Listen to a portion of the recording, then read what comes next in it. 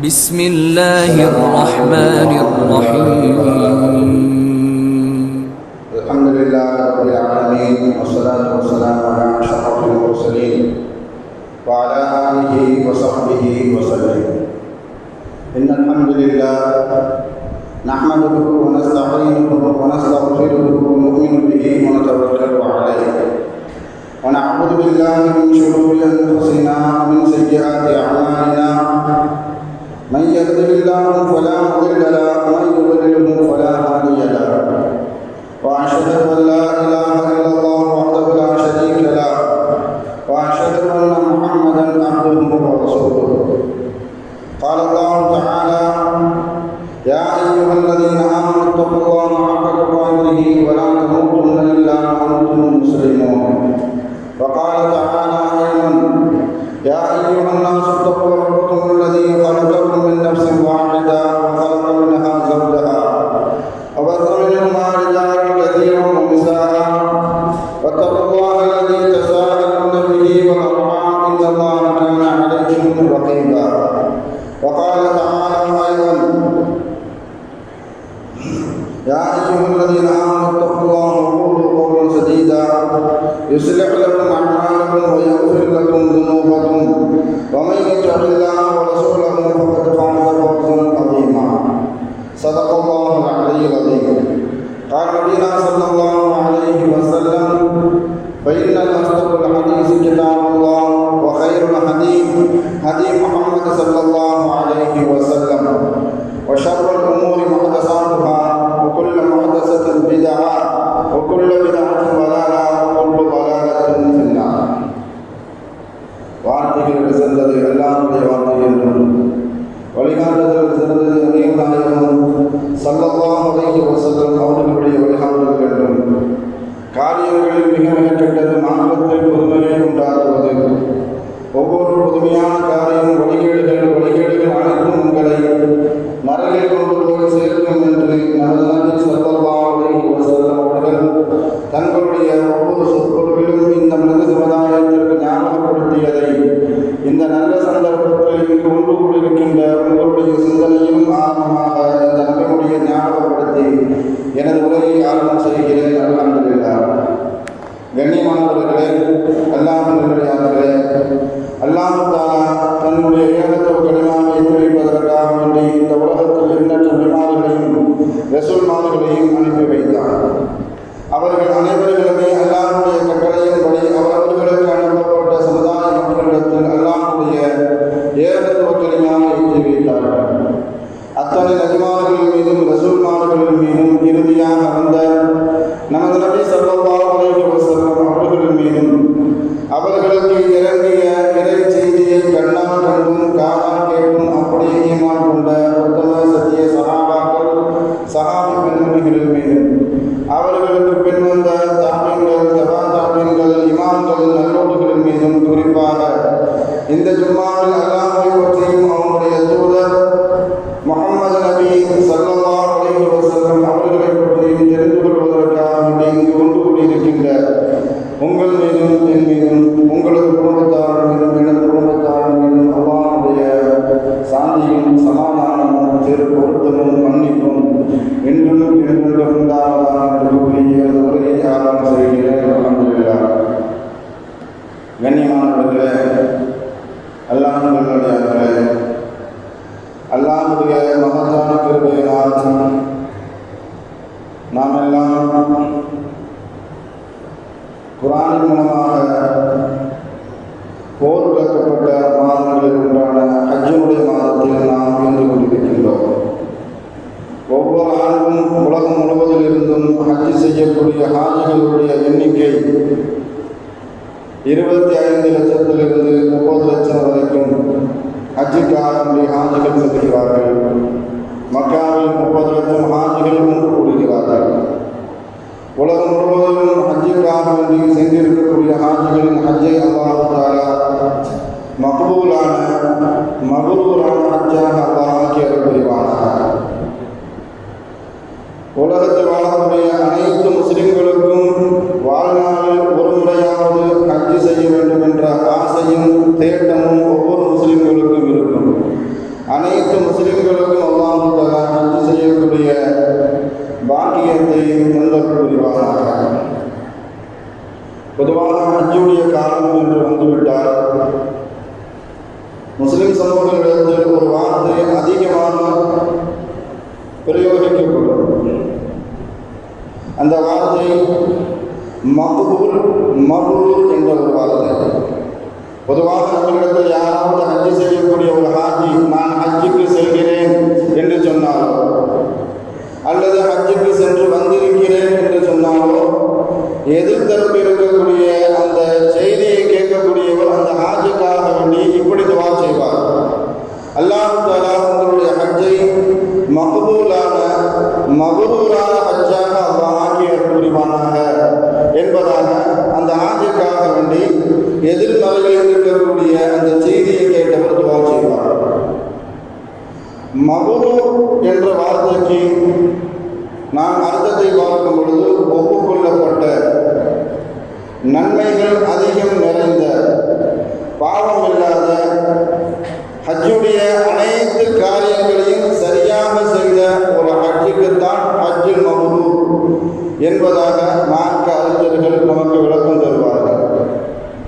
பொதுவாக அல்லாஹ் தஆலா ஹஜ்ஜை ஆதம் அலைஹிஸ்ஸலாம் அவர்களுடைய காலத்திலிருந்தே ஹஜ்ஜை அல்லாஹ் கடமையாக்கி விட்டார். உலகத்திற்கு அனுப்பப்பட்ட எல்லா நபிமார்களும் எல்லா ரசூல்மார்களும் ஹஜ் செய்திருக்கிறார்கள். இப்போது இருக்கக்கூடிய இந்த காபாவை ஆதம் அலைஹிஸ்ஸலாம் அவர்கள் 1000 முறை 1000 தடவை தவாப் செய்திருக்கிறார்கள்.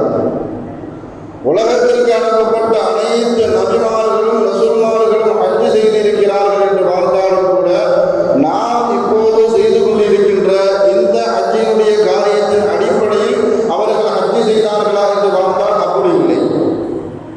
அதாவது நாம் மினாவில் தங்குவோம், அரஃபாவில் தங்குவோம், 9வது அரஃபாவில் பகலில் தங்குவோம். ஹஜ்ஜுக்கு செல்லக்கூடியவர்கள் ஹாஜிகள் 9வது அரஃபாவில் பகலில் தங்குவார்கள். அதன் பிறகு 10வது நாள் இரவு முஸ்தலிஃபாவில் தங்குவார்கள். அடுத்து வரக்கூடிய 3 நாட்கள் மினாவில் தங்கி வெளியேறுவார்கள். இது போன்று முந்தைய சமுதாயத்திற்கு, முந்தைய நபிமார்களுக்கு அல்லாஹ் தஆலா ஹஜ்ஜை கடமையாக்கி இருந்தானா? இது போன்று காரியங்களை செய்து அவர்கள் தன்னுடைய ஹஜ்ஜை நிறைவேற்றினார்களா என்று பார்த்தால் அப்படி அல்ல. முந்தைய சமுதாயத்திற்கு முந்தைய நபிமார்கள் அவர்களுடைய ஹஜ்ஜினுடைய வழிகாட்டுதல், அதனுடைய அடிப்படை, அவர்களுக்கு வழிகாட்டப்பட்ட முறை என்ன என்று பார்க்கும் பொழுது அவர்கள் ஹஜ்ஜுக்கு வருவார்கள், காபாவை சுற்றுவார்கள். அது மாத்திரமே அவர்களுக்கு ஹஜ்ஜினுடைய கடமையில் கடமையாக்கப்பட்டது, வழிகாட்டப்பட்ட ஒரு முறை. ஆனால் உம்மத்தி முஹம்மதியா என்று சொல்லக்கூடிய நம் சமூகத்திற்கு மாத்திரம்தான் நாம் இப்போது எந்த அடிப்படையில், எந்த வழிமுறையில் ஹஜ் செய்து கொண்டிருக்கின்றோமோ, அதாவது ஸல்லல்லாஹு அலைஹி வஸல்லம் அவர்களால் வழிகாட்டப்பட்டு கற்றுக் கொடுக்கப்பட்டு கடமையாக்கப்பட்ட முறையில் நாம் எந்த முறையில் ஹஜ் செய்து கொண்டிருக்கின்றோமோ இதே முறை இந்த சமூகத்திற்கு மாத்திரமே கடமையாக்கப்பட்டது. ஹஜ்ஜுக்கு வர வேண்டும், தவாஃப் செய்ய வேண்டும், சஃபை என்று சொல்லக்கூடிய ஸஃபா மர்வாவுக்கு மத்தியில் ஓட வேண்டும், அதன் பிறகு அரஃபாவில் தங்க வேண்டும், முஸ்தலிஃபாவில் தங்க வேண்டும், மினாவில் தங்கி கல்லி எறிய வேண்டும், குர்பான் கொடுக்க வேண்டும், மொட்டை அடிக்க வேண்டும் என்ற இது போன்ற வழிகாட்டுதலினுடைய அடிப்படையில் முஹம்மது ஸல்லல்லாஹு அலைஹி வஸல்லம் அவர்களுக்கு அல்லாஹ் தஆலா கட்டளையிட்டு வழிகாட்டி கற்றுக் கொடுக்கப்பட்டு அதன் பிறகு அல்லாஹ் தஆலா இந்த வழிமுறையை இந்த சமூகத்தின் மீது அல்லாஹ் கடமையாக்கினான். ஹஜ்ஜுல் மப்ரூர் என்ற அந்த வார்த்தைக்கு, அந்த சொல்லாடலுக்கு மார்க்க அறிஞர்களிடத்தில் பலவிதமான ஏராளமான விளக்கம் உண்டு. இதாலம் யுகாலிதுஹு ஷைஉம் மினல் இஸ்ம். ஹஜ்ஜுல் மப்ரூர் என்ற ஒரு வார்த்தைக்கு முதல் விளக்கமாக மார்க்க அறிஞர்கள் சொல்வார்கள், எந்த ஹஜ்ஜில் எந்த விதமான பாவமும் கலக்கவில்லையோ, ஒரு ஹஜ் செய்யும் பொழுது அவருடைய செயல்பாடுகளில் எந்த பாவமும் செய்யாத ஒரு ஹஜ்ஜை ஒருவர் முடிப்பார் என்றால் அந்த ஹஜ்ஜுக்கு பெயர் ஹஜ்ஜுல் மப்ரூர். ஒரு ஹாஜி வீட்டில் இருந்து கிளம்பும் பொழுது, ஹஜ் செய்யக்கூடிய நியத்துடன், எண்ணத்துடன் கிளம்பும் பொழுது அவருடைய உள்ளத்தில் உறுதியாக ஒரு எண்ணம் இருக்க வேண்டும். சிறிய பெரிய எந்த குற்றத்திலும் நான் ஈடுபட மாட்டேன், சிறிய பெரிய எந்த பாவத்தை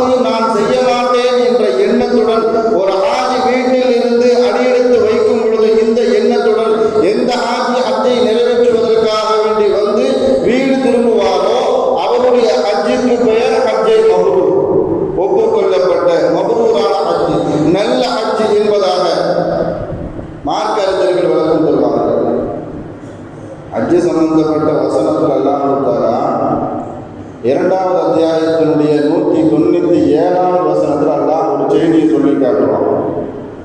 பொதுவாக நாம் சாதாரணமான பிரயாணத்திற்காக வேண்டி ஒரு இடத்திற்கு செல்ல வேண்டும் என்ற ஒரு பிரயாணத்திற்காக செல்வதாக இருந்தால் அதற்குண்டான பயண ஏற்பாடுகளை முன் ஏற்பாடுகள் செய்வோம். ஹஜ்ஜினுடைய பயணத்திற்காக நீங்கள் ஏற்பாடு செய்வதாக இருந்தால் முன் ஏற்பாடு செய்யுங்கள் என்பதாக எல்லாம் குர்ஆனின் மூலமாக வலியுறுத்தி வழிகாட்டுகிறார். அல்லாஹ் ஆரம்பிக்கும் பொழுது அப்படித்தான் சொல்லுவான், நீங்கள் பயண ஏற்பாடுகளை முன் ஏற்பாடு செய்து கொள்ளுங்கள். ஹஜ்ஜுக்கு நாம் தேவையான என்ன ஏற்பாடுகளை எல்லாம் செய்வோமோ அது அனைத்தும் இந்த வார்த்தைக்கு பொருந்தும்.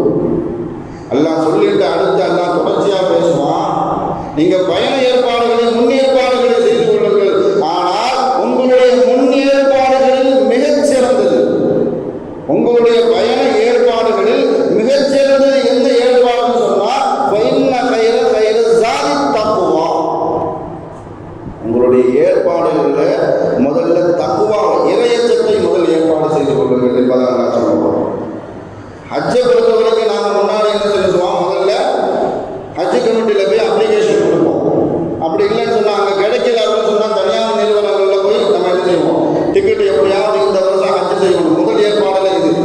அதன் பிறகு நம்ம ஹஜ்ஜுக்கு கிளம்பக்கூடிய அந்த காலகட்டத்தில் பயண ஏற்பாடுக்கு எதுவெல்லாம் தேவையோ அது எல்லாமே முதல்ல டிக்கெட் சரியாக இருக்குதா, எத்தனை மணிக்கு, விசா கரெக்டாக இருக்குதா, எல்லாத்தையும் சரி பார்த்த பிறகு நாமும் எஹ்ராம் துணி கரெக்டாக இருக்குதா, அங்கே போய் நமக்கு நோய் எதுவும் வந்துடக்கூடாது என்பதற்காக வேண்டி மருந்து சாமான்கள், அங்கே நமக்கு விரும்பிய உணவு சாப்பிட முடியாது என்பதற்காக வேண்டி நம்ம ஊரில் சாப்பிடக்கூடிய உணவு வகைகள், அதுக்கு தேவையான எல்லா சாதனங்களையும் எப்படி எடுத்து செல்வோமோ அதை விடவும் அல்லாஹ் சொல்லி காட்டுவது தக்குவா.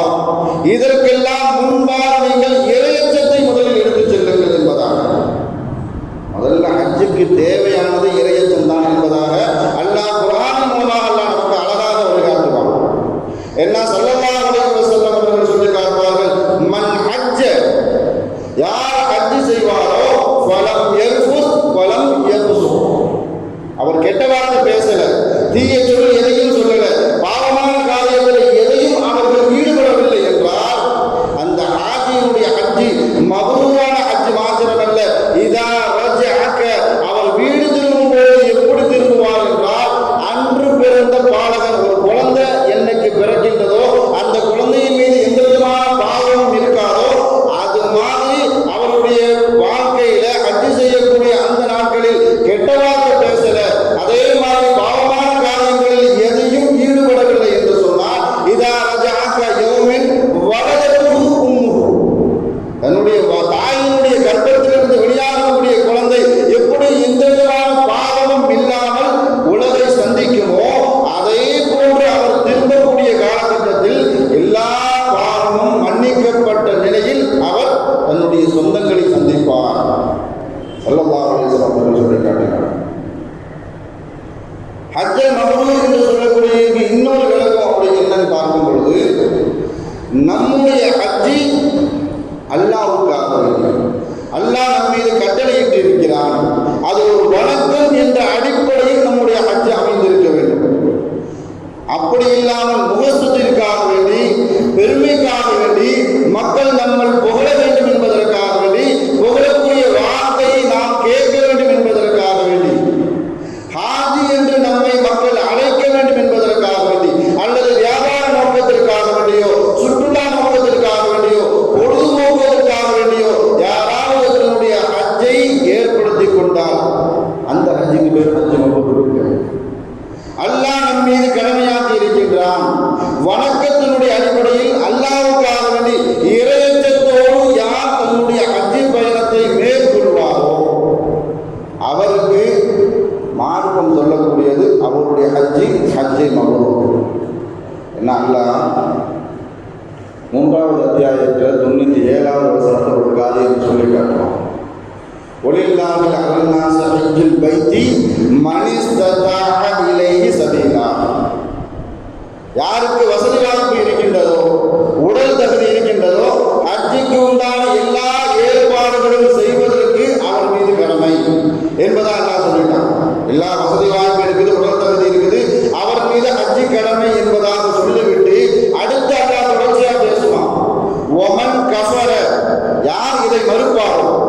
வசதி வாய்ப்பு இருக்குது, உடல் தகுதி இருக்குது, ஹஜ்ஜு செய்வதை யார் தள்ளி போட்டுக்கிட்டே போறாரோ, அப்படி இல்லை நாம் எதற்காக இத்தனை லட்சம் செலவு செய்து ஹஜ்ஜு செய்ய வேண்டும் என்று அந்த ஹஜ்ஜினுடைய காரியத்தை மறுப்பாரோ அல்லாஹ் தொடர்ச்சியா பேசுவா, ஒமன் கஃபர வ இன்னல்லாஹ கனியுன் அனில் ஆலமீன். அல்லாஹ்வுக்கு எந்த தேவையும் இல்லை. அவர் ஹஜ்ஜு செய்வதன் மூலமாகத்தான் அல்லாஹ்வுடைய புகழ் மேலோங்கி போகும் என்று அந்த ஹாஜி நினைத்தால் அல்லாஹ்வுக்கு எந்த தேவையும் இல்லை. அவர் ஹஜ்ஜு செய்வதன் மூலமாக அல்லாஹ் மக்காவில் அந்த முஹர்ரம் என்று சொல்லக்கூடிய ஹரம் ஷரீஃபை சுற்றி இருக்கக்கூடிய எந்த எந்த இடங்களில் அல்லாஹ்வுடைய அடையாள சின்னங்கள் இருக்கின்றதோ, புனித தலம் என்று எதையெல்லாம் போற்றி புகழ்ந்து இருக்கிறதோ, அந்த இடத்துக்கு இவர் போவதால் அந்த இடம் புனிதமாக்கப்படும் என்று நினைத்தால் அல்லாஹ்வுக்கு எந்த தேவையும் இல்லை. அல்லாஹ்வுக்கு எந்த தேவையும் இல்லை என்ற கருத்துக்கு இதுதான் அர்த்தம். நாம போய் ஹஜ்ஜு செய்யறதுனால நம்மளுடைய புகழ் அல்லாஹ்வுடைய புகழ் உயர்வது இல்லை.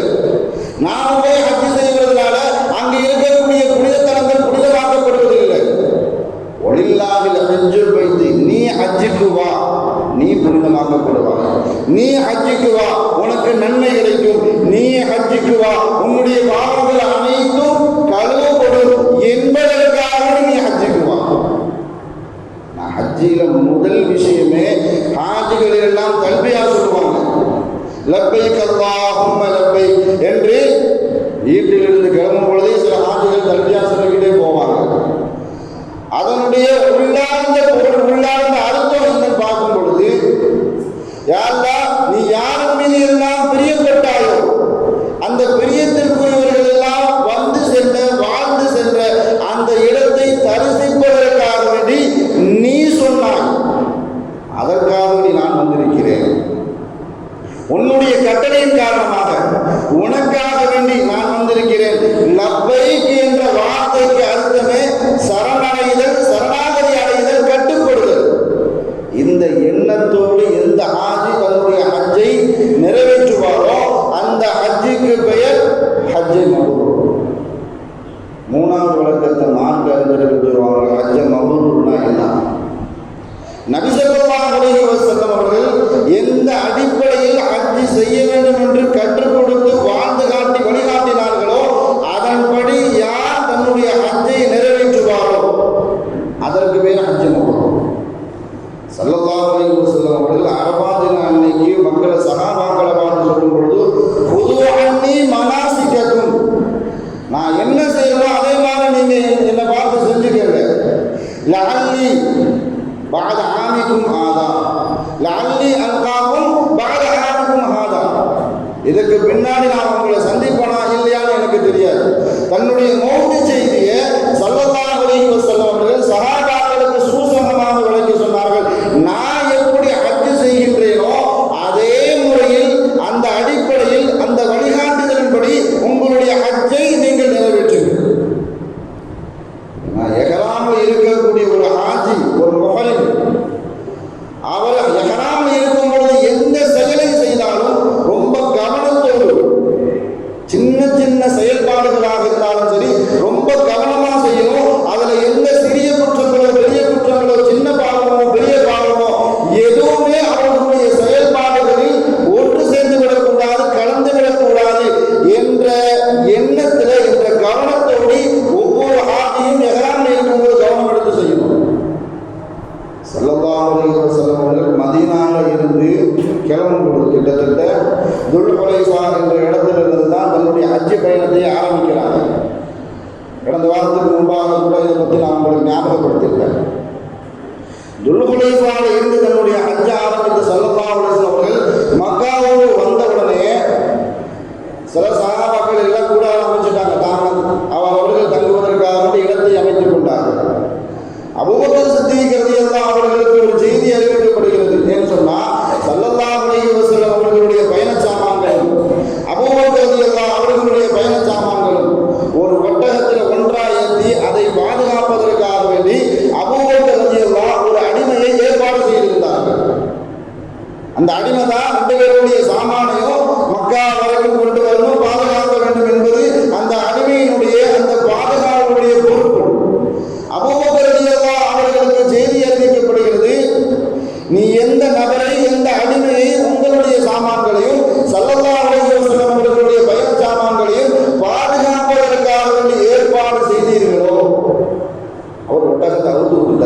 கவனக்குறைவாக இருந்துட்டாரு.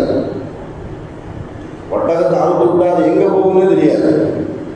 அவர் கவனக்குறைவின் காரணமாக ஒட்டகத்தை அவுத்து விட்டார். அது 2 சாமான்களோடு சேர்த்து அந்த ஒட்டகம் கிளம்பி போயிடுச்சு.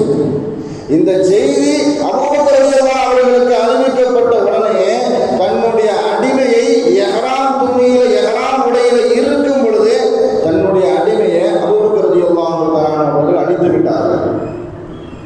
ஸல்லல்லாஹு அலைஹி வஸல்லம் அவர்கள் இந்த நிகழ்வை பார்க்கிறாங்க, பார்த்துட்டு சிரிக்கிறாங்க. ஸல்லல்லாஹு அலைஹி வஸல்லம் அவர்கள் பார்த்துட்டு சிரிச்சுட்டு சொல்றாங்க சஹாபாக்களை பார்த்து, உம்துர் ஹாதல் முஹர்ரிம், இதோ இந்த இஹ்ராம் கட்டி இருக்கக்கூடிய இந்த மனிதரை பாருங்கள், யத்ரிபு ஹாதல் குலாம், அவருடைய அடிமையை இஹ்ராம் உடையில இருக்கும் பொழுது அடிக்கிறார் என்பதாக. பொதுவாக மக்கா மசூதி ஹரம் ஷரீஃப் என்று சொல்லும் போது அந்த எல்லை பகுதியில ஒரு புல்ல குடும்பத்துக்கு கூட அனுமதி கிடையாது. ஒரு கொசுவை நசுக்கிறதுக்கோ, ஒரு ஈயை கொள்வதற்கோ, ஒரு எறும்பை நசுக்குவதற்கோ அந்த எல்லை பகுதியில் அனுமதி கிடையாது. அது இஹ்ராம் உடையில இருக்கும் பொழுது தன்னுடைய அடிமையாக இருந்தாலும் கூட அவரை அடிப்பதற்கு யாருக்கும் அனுமதி இல்லை என்று சுட்டிக்காட்டுவதற்காக வேண்டி ஸல்லல்லாஹு அலைஹி வஸல்லம் அவர்கள் இந்த நிகழ்ச்சியை சஹாபாக்களுக்கு வழங்கினார்கள். ஒரு ஹாஜி ஒரு விஷயத்தை ரொம்ப கவனமாக கவனிக்கணும். நாங்கள் சொல்லுவோம் ரொம்ப பொறுமைசாலி, அவரையே அவங்க கோபப்படுத்தி பார்த்துட்டாங்க. அவர் எந்த அளவுக்கு கோபமே பண்ண மாட்டாங்க, சிரிச்சுக்கிட்டே போவார். அவரை போய் இவங்க கோபப்படுத்தி பார்த்துட்டாங்க என்பதாக நாம் குடும்பத்தில் இருக்கிறவர்கள அல்லது நம்ம சொந்தக்காரர்கள நமக்கு பழக்கப்பட்டவர்கள சிலரை பார்த்து நாம சொல்லுவோம். அபூபக்கர் சித்தீக் ரலியல்லாஹு அன்ஹு அவர்களுடைய பொறுமை மாதிரி இருக்கக்கூடிய மனிதர் ஹஜ்ஜுக்கு சென்றாலும் கூட அந்த ஐயாமு தஷ்ரீக் என்று சொல்லக்கூடிய அந்த குறிப்பிட்ட 5 நாட்கள், அந்த 5 நாட்கள்ல உங்களுடைய பொறுமையை சோதிப்பதற்காக வேண்டி அல்லது சோதிப்பதற்கு மாதிரி சில காரியங்கள் நடக்கலாம் அல்லது நடக்காமல் போகலாம். அப்படி நடந்தால் கூட அதனால்தான் ஸல்லல்லாஹு அலைஹி வஸல்லம் அவர்கள் நீங்கள் அன்று பிறந்த பாலகனை போல் வர வேண்டும் என்று சொன்னால் ஃபலா ரஃபஸ வலா ஃபுசூக, அல்லாஹ் குர்ஆன்ல அப்படிதான் சொல்லி காட்டுவான். ஸல்லல்லாஹு அலைஹி வஸல்லம் அவர்களும் அப்படிதான் சொல்லுவார்கள். வலம் யஃபுஸ் வலம் யஃபுசு, கெட்ட வார்த்தை பேசக்கூடாது. அங்க போய் கோபம் வர்றது, சண்டை போடுறது, சண்டை சச்சரவுல ஈடுபடுறது, கெட்ட வார்த்தை பேசுறது, பாவமான காரியத்தில் ஈடுபடுறது, இதே மாதிரி செயல்கள் செய்வதற்குண்டான காட்சிகள் அல்லது சம்பவங்கள் நடக்கவும் செய்யலாம், நடக்காம போகலாம். பொதுவாக அரஃபாவுல முஸ்தலிஃபாவுல நாம வீட்டில் இருக்கிற மாதிரி சௌகரியமா அங்க போய் இருக்க முடியாது. அந்த 5 நாட்களும் அங்க சொல்லக்கூடிய வார்த்தையே லப்பை, எல்லாம் உனக்கு கட்டுப்பட்டுட்டேன், எல்லாம் உனக்கு கட்டுப்பட்டுட்டேன். இந்த வார்த்தை தான் கட்டுப்படுதல் என்று சொன்னாலே ஸல்லல்லாஹு அலைஹி வஸல்லம் அவர்கள் ஹஜ்ஜில எதையெல்லாம் செய்து காட்டினார்களோ அது அனைத்தையும் செய்து கட்டுக்கோப்பாக இருப்பதற்கு பெயர் தான் ஹஜ்ஜுல் மப்ரூர். நான் இது போன்ற காரியங்கள் நடக்கலாம். அப்படி நடக்கக்கூடிய சமயத்தில் இஹ்ராமில் இருக்கக்கூடிய முஹல்லிமாக இருக்கக்கூடிய ஒரு ஹாஜி ரொம்ப கவனமா இருக்கும். சில சமயம் தொழுகையில் நாம சேர்ந்து நிற்கும் போது கூட ஒட்டி நின்னுங்க அப்படின்னு சொன்னா கூட லைட்டா காலு நம்ம சுண்டு வரல அவர் காலில் பட்டா கூட தீண்ட தகாத மாதிரி என்ன செய்யணும், நாம ஒதுக்கிப்போம். ஆனா அங்க காலை ஏறி மிதிப்பாங்க, மிதிக்கக்கூடிய சூழல் ஏற்படலாம். நாம பலகீனமாக இருந்தா அவங்கள்ட்ட சண்டைக்கெல்லாம் போகக்கூடாது.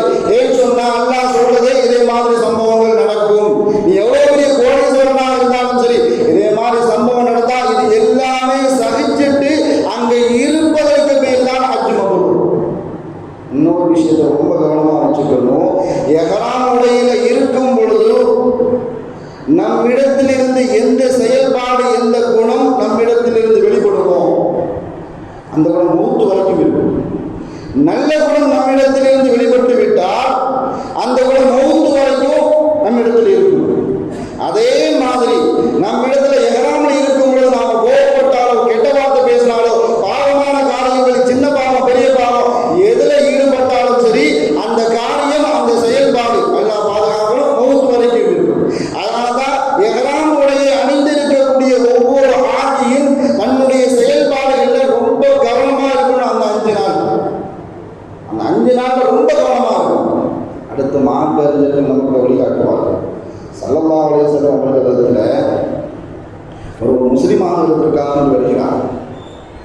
வரக்கூடிய சமயத்தில் ஸல்லல்லாஹு அலைஹி வஸல்லம் அவர்கள்ட்ட அவர் சொல்லக்கூடிய வார்த்தை, நான் அதிகமாக பாவம் செஞ்சிருக்கிறேன், நான் முஸ்லீம் ஆகணும் அப்படின்னு சொன்னால் என்னுடைய பாவங்கள் அனைத்தும் மன்னிக்கப்பட வேண்டும் அப்படின்னு சொன்னால் நான் இஸ்லாத்தை ஏற்றுக்கிறேன். இவர் எப்படிப்பட்ட மனிதர்னு சொன்னால், உஹது போர் நடப்பதற்கு, பதில் போர் நடப்பதற்கு முஸ்லிம்களுக்கு எதிராக சதி திட்டம் தீட்டிய ஒரு மனிதர், அம்ர் இப்னு ஆஸ் என்று சொல்லக்கூடிய ஒரு மனிதர். இவர் இஸ்லாத்தை ஏற்பதற்காக வரக்கூடிய சமயத்தில் ஸல்லல்லாஹு அலைஹி வஸல்லம் அவர்களிடத்தில் வைத்த ஒப்பந்தமே, என்னுடைய முன்பாவங்கள் அனைத்தும் மன்னிக்கப்படுவானால் நான் முஸ்லிமாக ஆகிறேன், இஸ்லாத்தை ஏற்றுக்கொள்கிறேன்.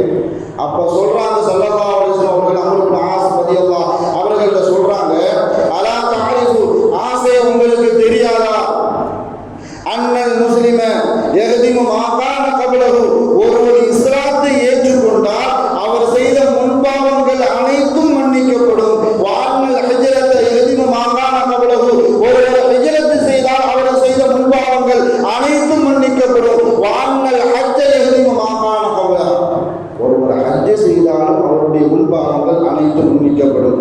இது உங்களுக்கு தெரியாதா உங்களுக்கு ஆசை என்பதாக அவரிடத்தில் ஸல்லல்லாஹு அலைஹி வஸல்லம் அவர்கள் கேட்கிறார்கள். ஒருவர் இஸ்லாத்தை ஏற்றுக்கொண்டாலும் சரி, ஹிஜ்ரத் செய்தாலும் சரி, ஹஜ் செய்தாலும் சரி, அவருடைய ஹஜ்ஜி மப்ரூரான ஹஜ்ஜாக இருந்தால், மக்பூலியத்தான ஹஜ்ஜாக இருந்தால் அவருடைய எல்லா பாவங்களும் மன்னிக்கப்பட்டுவிடும். இதுதான் ஸல்லல்லாஹு அலைஹி வஸல்லம் அவர்கள் அம்ர் இப்னு ஆஸ் ரலியல்லாஹு அவர்களுக்கு சொல்லிக் கொடுத்த பாடம். ஹஜ்ஜை மப்ரூருக்கு 4வது பிரகாரம். பொதுவாக நம்முடைய ஹஜ்ஜை ஏற்றுக்கொள்ளப்பட வேண்டும், மப்ரூரான ஹஜ்ஜாக மாற வேண்டும் என்று நினைக்கக்கூடியவர் தன்னுடைய சம்பாத்தியம், தன்னுடைய பொருளாதாரம், தான் பொருளீட்டக்கூடிய அந்த முறை ஹலாலான முறையில் இருந்து ஒருவர் ஹஜ்ஜை நிறைவேற்றினால் அந்த ஹஜ்ஜி அவருக்கு ஹஜ்ஜை மப்ரூர். அப்படி இல்லாம தவறான முறையில, ஹராமான முறையில சம்பாதித்து பொருளீட்டு கொண்டு ஒருவர் ஹஜ்ஜுக்காகவோ உம்ராவுக்காகவோ எஹ்ராம் அணிந்து கொண்டால் அல்லாஹ் மலக்குமார்கள் சொல்லுவான், அவருடைய எஹ்ராம் நமக்கு தேவையில்லை, அவருடைய எஹ்ராம் அவருடைய மூஞ்சிலே எரிந்து விடுங்கள்.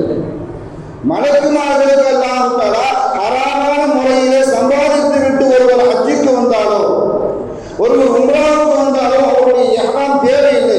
நம்ம சமூகத்தில் நிறைய பேர் நினைச்சுக்கிட்டு இருக்கிறோம், உலகத்தில் வாழும் பொழுது மற்ற சாதாரண காலகட்டத்தில் வட்டிக்கு பணம் வாங்கி அல்லது வட்டிக்கு பணம் கொடுத்து எப்படிப்பட்ட பாவத்தில் சம்பாதித்து விட்டாலும் நாம் ஹஜ்ஜுக்கு சென்று வந்துவிட்டால் நம்முடைய பாவங்கள் அனைத்தும் மன்னித்துவிடும், நம்முடைய செல்வங்கள் எல்லாம் புனிதமாக்கப்பட்டுவிடும் என்பதாக நாம் நினைச்சோம் சொன்னா நம்முடைய எஹ்ராமை அல்லாஹ் தஆலா ஏற்றுக்கல.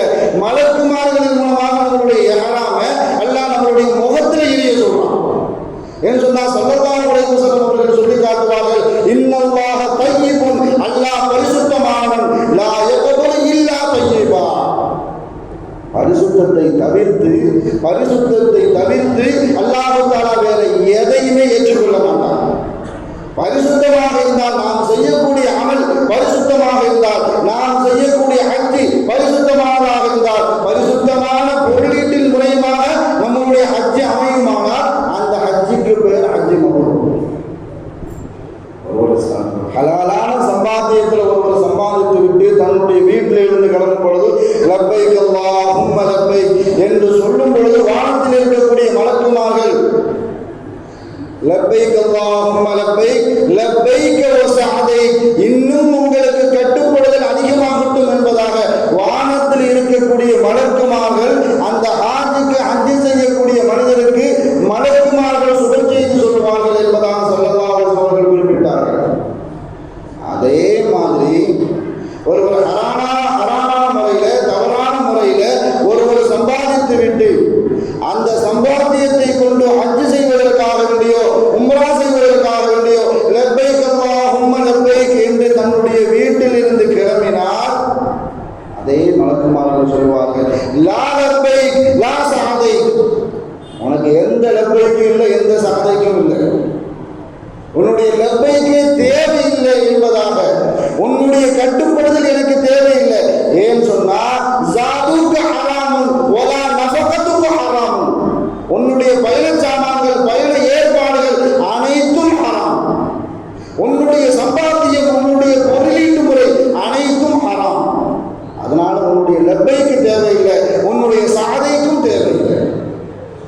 ஸல்லல்லாஹு அலைஹி வஸல்லம் அவர்கள் சொல்லி காட்டுவார்கள்.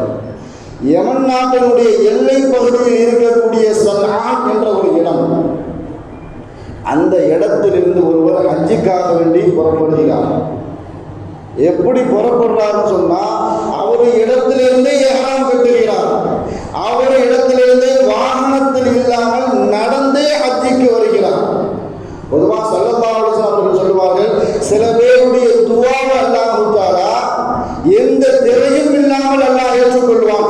அந்த திரை இல்லாமல் ஏற்றுக்கொள்ளக்கூடிய தகுதி உடையவர்கள் ஒருவர் ஒரு பிரயாணி.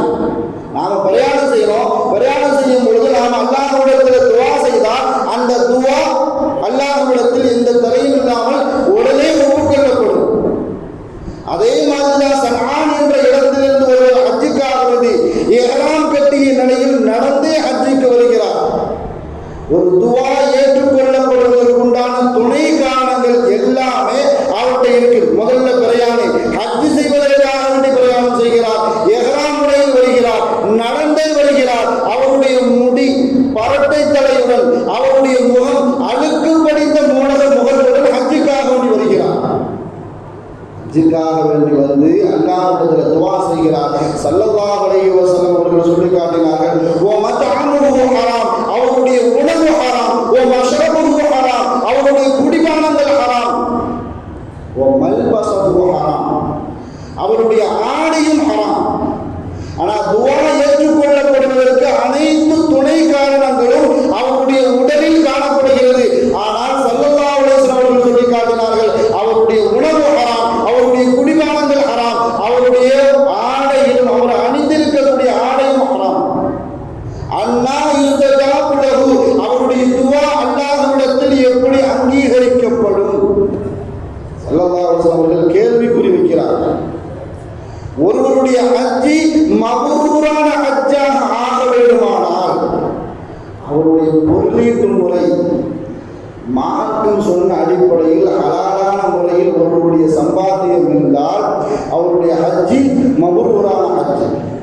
அப்படி இல்லை அப்படின்னு சொன்னா அவருடைய இஹ்ராமை அல்லாஹ் தஆலா மூஞ்சில கசக்கி எரிந்து விடுவாங்க என்பதாக ஸல்லல்லாஹு அலைஹி வஸல்லம் அவர்கள் எச்சரித்து இருக்கிறார்கள். அல்லாஹ் தஆலா நம்முடைய ஹஜ்ஜையும் நம் ஊரில் இருந்து செல்லக்கூடிய சகோதரர் உங்களுக்கெல்லாம் சொல்லியிருப்பான்னு நினைக்கிறேன். அந்த சகோதரர் இன்ஷா அல்லாஹ் இன்னைக்கு தான் போறதாட்ட எங்கிட்ட சொன்னார். அவருடைய ஹஜ்ஜையும் அல்லாஹ் தஆலா அவருடைய துணைவியுடைய ஹஜ்ஜையும் ஹஜ்ஜில் ஏற்படக்கூடிய அனைத்து சிரமங்களையும் அவருக்கு லேசாக ஆக்கி அவருடைய ஹஜ்ஜை மக்பூலான மபரூரான ஹஜ்ஜாக அல்லாஹ் தஆலா ஆக்கி தருவானாக. அல்லாஹ் தஆலா நம் அனைவருக்கும் ஹஜ்ஜி செய்யக்கூடிய அந்த நல்ல பாக்கியத்தை மீண்டும் மீண்டும் செய்யக்கூடிய பாக்கியத்தை அல்லாஹ் தஆலா நமக்கு எல்லாம் தந்தருள் புரிவானாக.